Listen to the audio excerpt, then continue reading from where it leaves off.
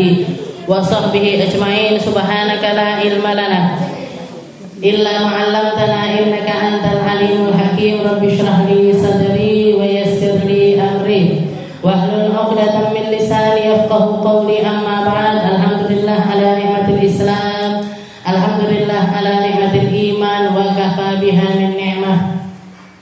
Alhamdulillah, segala puji bagi Allah Subhanahu wa taala. Al-Imamul Haddad mengatakan, nahnu fi rawhatin wa rahah wa huburin wa istirahah, ni'matul Islam a'la ni'matin halat bisahah. Katanya Habib Abdullah bin Alawi Al-Haddad, kita ini ada di dalam kenikmatan tertinggi, kita ini ada di dalam ketenangan yang paling nyaman, kita ini ada di dalam keadaan yang terindah ketika kita berada di lingkungan yang Islam, ketika di dalam hati kita dianugerahi oleh iman, ketika kita dijadikan oleh Allah Subhanahu wa taala hamba-hamba yang mendapatkan porsi untuk bisa mencicipi ibadah-ibadah kepadanya, untuk bisa beribadah bersama, bertahlil bersama, melakukan perkumpulan-perkumpulan yang menyejukkan diri kita, yang bukan cuma dohir kita yang disejukkan oleh Allah Subhanahu wa taala dengan cuaca yang mendung-mendung tapi ndak ceblok udane, sumuk-sumuk anget. Alhamdulillah, kita ada di dalam keadaan yang sama Allah Ta'ala dikasih rasa-rasa yang nyaman, rasa-rasa yang aman, keadaan-keadaan yang menyehatkan bukan cuma untuk fisik kita, tapi lebih kepada ruh-ruh kita. Rohnya kita dijaga sama Allah Ta'ala ketika anugerah Islam itu bisa kita cicipi. Apalagi kita punya Nabi Muhammad, apalagi kita punya Rasul Muhammad, seseorang yang membawa risalah agamanya Allah Ta'ala paling sempurna dan membawanya kepada kita dengan segala yang beliau bisa lakukan dan yang bisa kita lakukan untuk berterima kasih kepadanya, untuk terus mendekatkan diri kita kepadanya, untuk grepe syafaatnya, untuk nyari mengais-ais kasih sayang dari Nabi Muhammad sallallahu alaihi wasallam. Yang paling mungkin, yang paling bisa untuk kita lakukan adalah dengan memuji Nabi kita, Nabi Muhammad sallallahu alaihi wasallam. Muji Nabi, menceritakan tentang Nabi, duduk-duduk ngobrol-ngobrol tentang Nabi, itu adalah sesuatu anugerah yang Allah Subhanahu wa taala berikan kepada hambanya dengan porsi yang besar. Jadi orang kalau senang sama Nabi, cinta sama Nabi, apalagi bisa sampai merindu kepada Nabi Muhammad sallallahu alaihi wasallam, wallah, demi Allah, innahu lahaddun kabir, sungguh itu adalah porsi yang sangat besar dari cintanya Allah Ta'ala kepada kita, dari senangnya Allah Ta'ala kepada kita. Dan semoga menjadi pertanda bahwasanya kita akan menjadi hamba-hamba yang akan diselamatkan oleh Allah Subhanahu wa Ta'ala. Zikru wassana, memuji Nabi, dongeng tentang Nabi, itu adalah sesuatu yang dilakukan bukan cuman oleh orang-orang zaman sekarang atau umat pada zaman ini, tapi bahkan semenjak zamannya Nabi Muhammad sallallahu alaihi wasallam pun orang-orang sudah muji Nabi. Bahkan ada satu kitab, yang namanya judulnya kitabnya Minahul Midah fi madhi Rasulillah bisy'ri minas sahabah. Jadi ada satu kitab yang isinya adalah kumpulan-kumpulan syair, kumpulan-kumpulan qasidah, kumpulan-kumpulan pujiannya para sahabat kepada Nabi Muhammad sallallahu alaihi wasallam.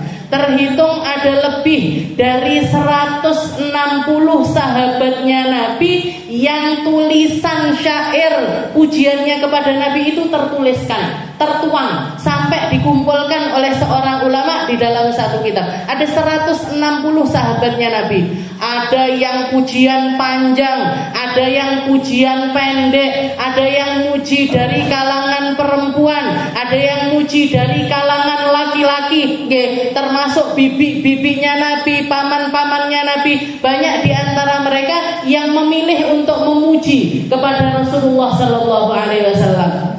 Bahkan ketika responnya Nabi ketika para sahabat ini tadi memuji kepada Nabi, tidak terus diomongne bid'ah utawa orang usah ngono karo aku, orang usah tek memuji-muji atau mengunggul-unggulkan aku, enggak usah, enggak seperti itu. Ada di antara sahabat yang setelah memuji Nabi dikasih uang. Ada di antara sahabat yang setelah memuji Nabi sorbannya Nabi dikekne.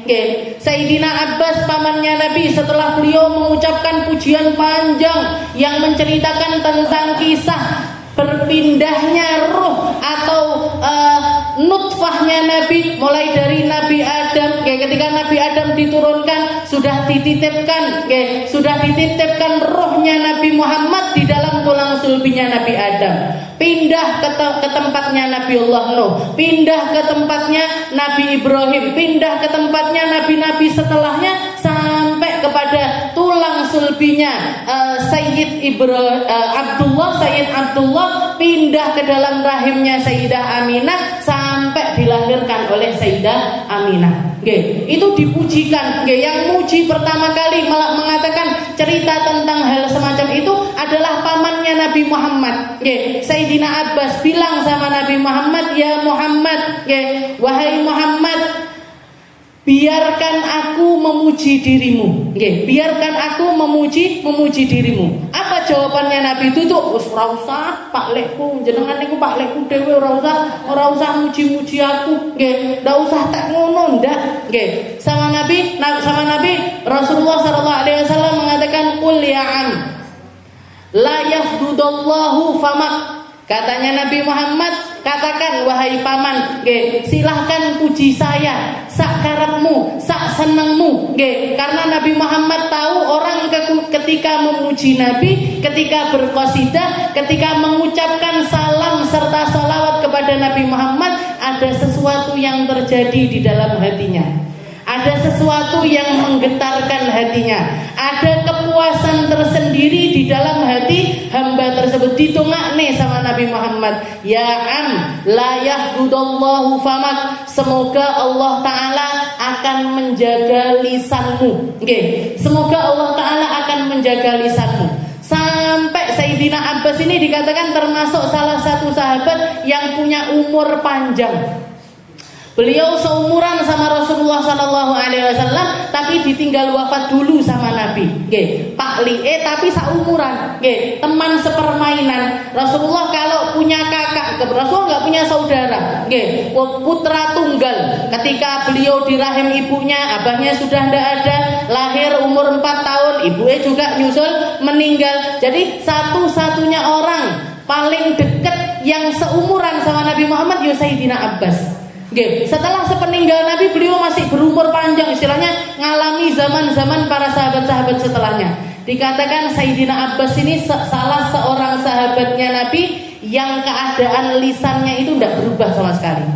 Untune ora kuning-kuning, ndak gigis, nggak ada yang lepas sama sekali dari giginya Sayyidina Abbas.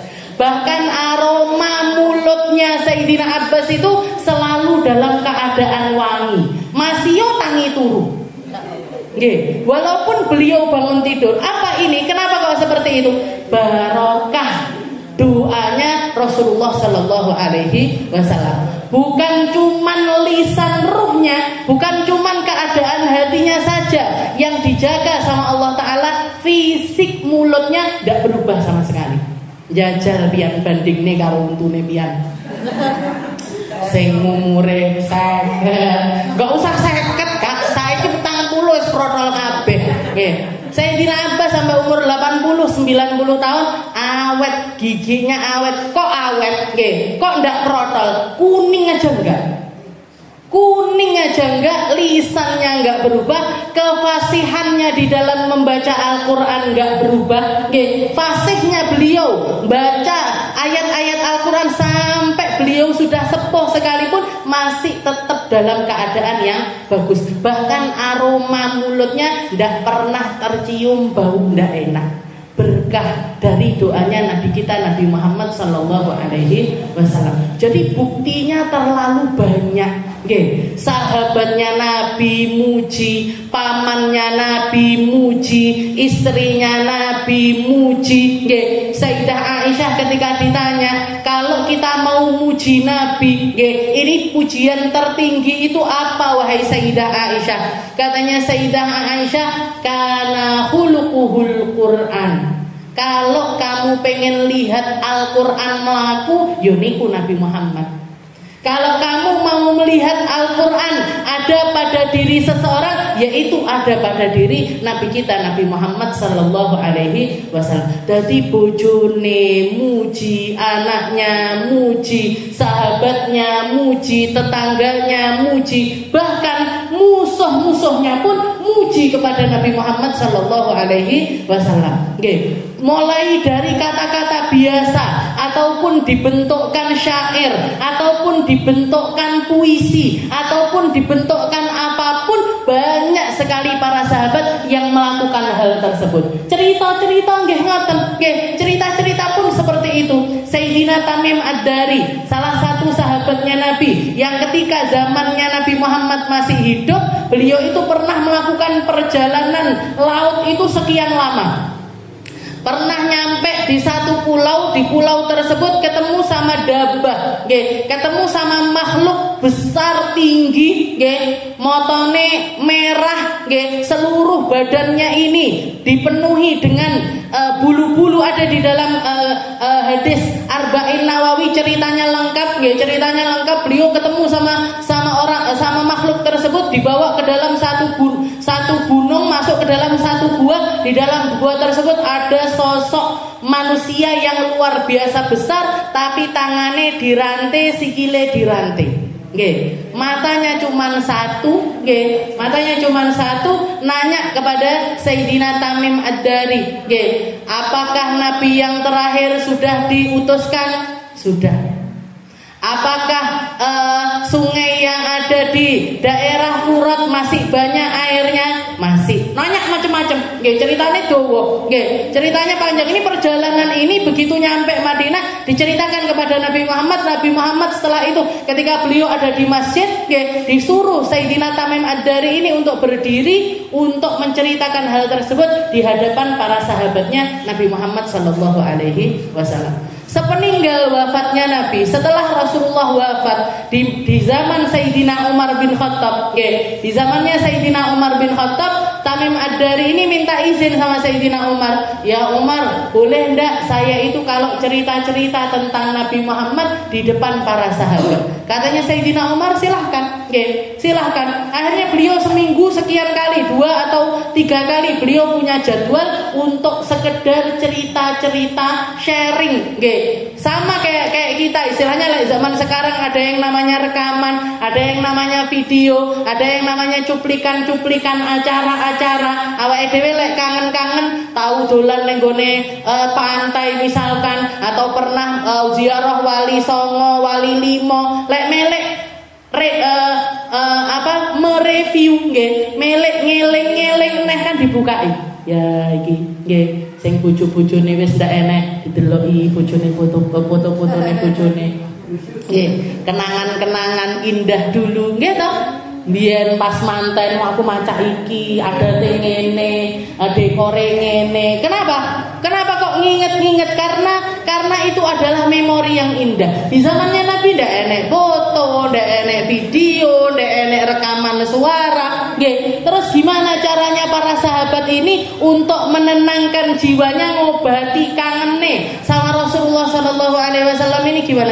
Cerita-cerita. Biyen awake dhewe ngene yo kambek Rasulullah. Ada Rasulullah lek salat ngene, lek zakat ngene, lek poso ngene, karo bojone ngene, karo anake ngene. Awake dhewe biyen tau perang rene. Itu dicerita-ceritakan sama para sahabat-sahabatnya Nabi Muhammad sallallahu alaihi wasallam. Bahkan salah satu sahabat ada yang mengatakan, kunna kami di zaman setelah ditinggal sama Rasulullah sallallahu alaihi wasallam, kita ini sak keluarga kalau duduk-duduk menceritakan tentang cerita memori bersama Rasulullah sallallahu alaihi wasallam, ka'annama nahfadul Quran, kayak kita ngapalin Quran.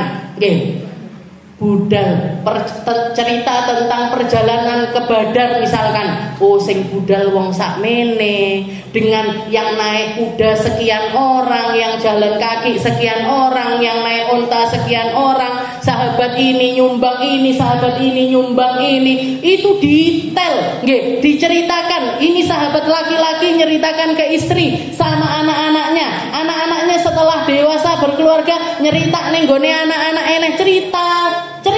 Jadi tidak pernah ada yang salah dari cerita, tidak pernah ada yang salah dari memuji Nabi Muhammad sallallahu alaihi wasallam. Cuman wong saiki lek belajare separo-separo. Belajare karo Mbah Google, karo Mbah Yago, karo Mbah YouTube, karo Mbah sapa neh Mungkin mbah-mbah sing mbuh rupane kaya apa ndak ngerti nggih.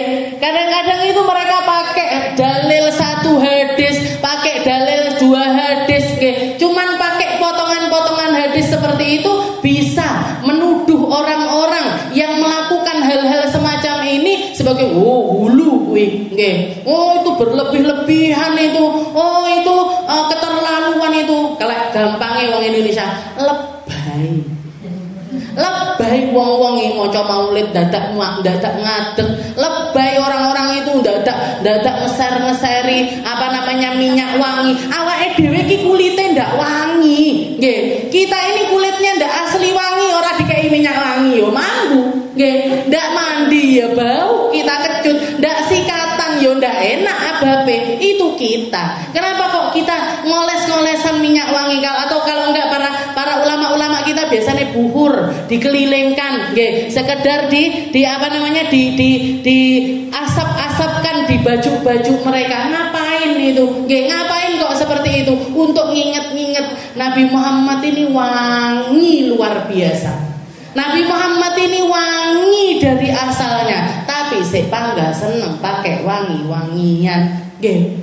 Jadi orang-orang yang mengatakan lebay, dadak ngaduk, marhaba, nggih. Dadak begini, ada yang nangis, ada yang ini, ada yang lebay. Katanya lebay, nggih. Yang lebay itu dia, nggih. Yang lebay itu dia, lebay dalam apa? Lebay di dalam jauhnya kepada rasa Rasulullah sallallahu alaihi wasallam. Dia yang lebay jauhnya dari tinggalannya orang-orang yang meninggalkan itu semua, qarnan ba'da qarnin, dari masa ke masa, dari waktu ke waktu, dari satu kelompok ke kelompok lainnya. Mereka yang terlalu jauh, nggih. Pian ngomongi lek ketemu karo wong-wong kaya ngono, kurang adoh Mas dolane. Kurang adoh Mbak dolane. Makane ngaji, nggih. Makanya ngaji, makanya belajar, makanya kenali, makanya duduk, rasakan, perhatikan apa yang sedang dilakukan orang-orang yang duduk di tempat-tempat semacam ini. Nggih, dia yang lebay jauhnya, sampai bisa mengatakan hulu, sampai bisa mengatakan bid'ah, sampai bisa mengatakan tersesat, nggih. Wong sesat kabeh, ki wong-wong sing adoh kabeh, terus sing cedhek sapa? Nggih. Lek kabeh wong adoh, nggih, sing cedhek sapa, Mas? Nggih. Yang dekat sama Nabi Muhammad siapa kamu? Yang senang sama Nabi Muhammad siapa kamu? Yang cinta sama Nabi Muhammad kamu, nggih. Siapa yang dekat sama Nabi Muhammad? Kalau orang-orang yang melakukan hal semacam ini dianggap sebagai orang-orang yang sesat. Sayyidina Umar bin Khattab ketika melihat Sayyidina Hasan bin Thabit nyanyi istilahnya, bersyair, beliau berqasidah di masjidnya Nabi Muhammad sallallahu alaihi wasallam. Pertama Sayyidina Umar mengatakan asyi'run fi masjidin Nabi. Apa ada lagu yang disetel di masjidnya Rasulullah sallallahu alaihi wasallam? Katanya Sayyidina Hasan bin Thabit, salah satu dari 3 orang penyair yang paling terkenal di antara para sahabatnya Nabi. Katanya Sayyidina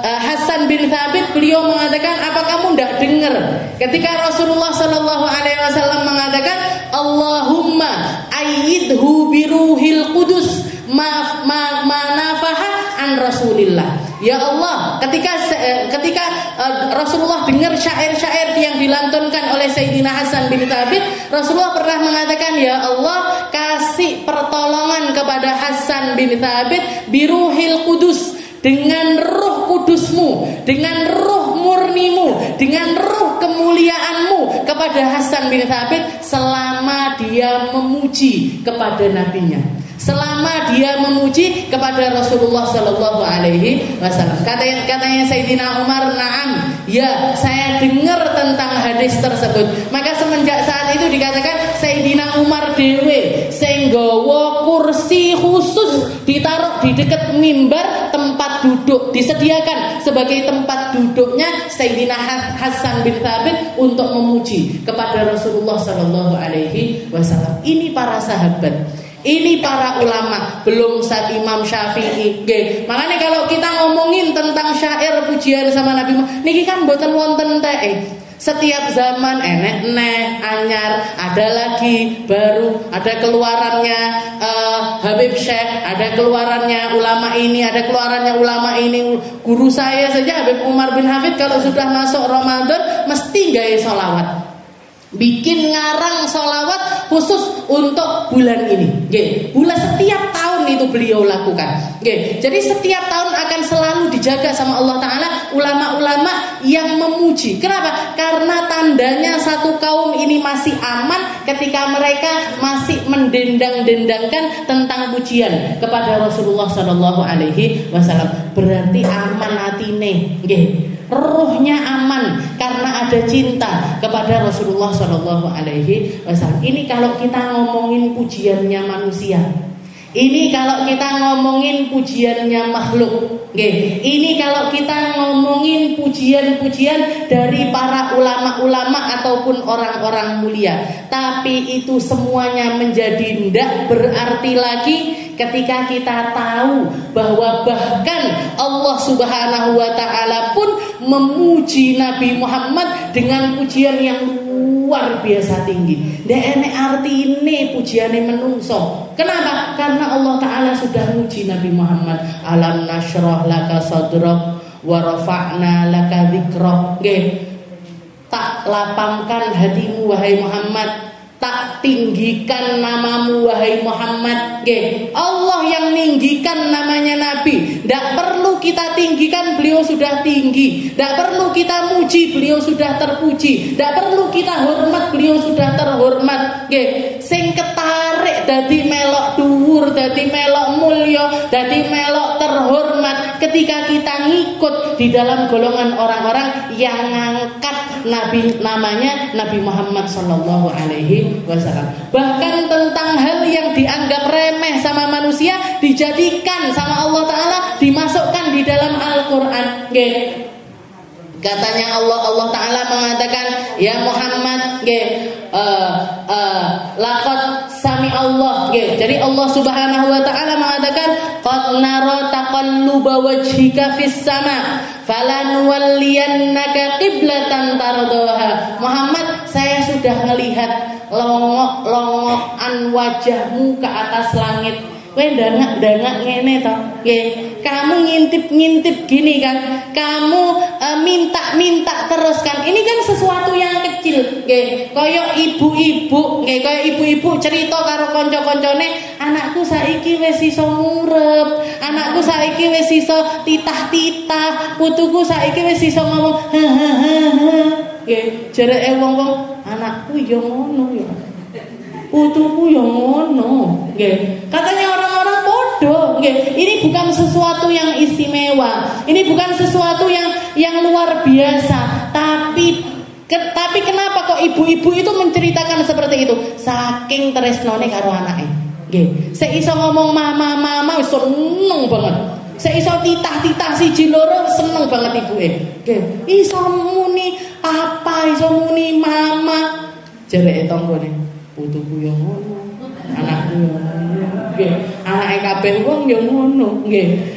Katanya seperti itu, tapi Allah Ta'ala, kenapa kok Allah Ta'ala mengabadikan itu di dalam Al-Quran? Qad nara taqalluba wajhika fis sama'. Yang sampai ketika kita membacanya, setiap hurufnya diganjar sama Allah Ta'ala 10 kebaikan. Kenapa? Saking tresnone Gusti Allah sama Nabi Muhammad SAW. Kowe kan ngingok ngene to.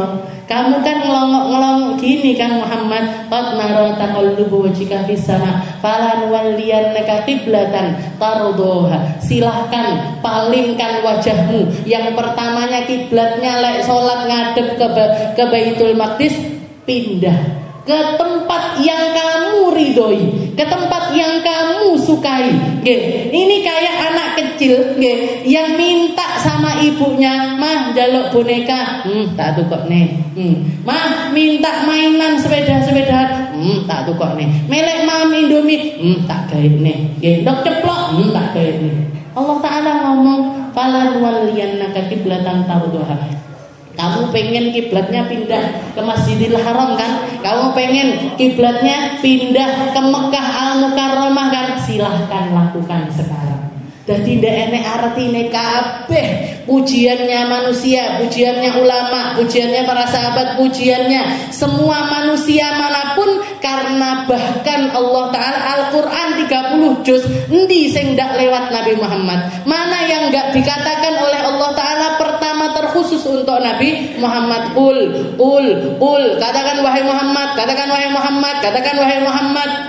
Mesti lewat Rasulullah Sallallahu Alaihi Wasallam. Jadi itu semuanya jadi tidak berarti ketika bahkan sang pencipta alam semesta pun telah memuji Nabi Muhammad setinggi-tingginya, sak dhuwur-dhuwure, sak duk gak enak-enak di atasnya. Tidak ada manusia yang pernah dipuji sama Allah Ta'ala seperti pujiannya kepada Nabi Muhammad Sallallahu Alaihi Wasallam. Mugi-mugi awake dhewe dikasih tresno sama Nabi Muhammad yang banyak, dikasih rindu sama Nabi Muhammad yang banyak, dikasih kesempatan untuk menceritakan tentang Nabi Muhammad yang banyak, biar kita jadi mulia, biar kita jadi tinggi, biar kita diangkat derajatnya, biar terus ditambah rauhaniyah kita untuk semakin dekat dan semakin dekat kepada Nabi kita Nabi Muhammad Sallallahu Alaihi Wasallam. Momennya pas Bu, bulan Maulid ini, bulannya kita nyari pandangannya Nabi, bulannya kita caper sama Nabi Muhammad, bulannya kita untuk nyari grepel-grepel opo sing disenengi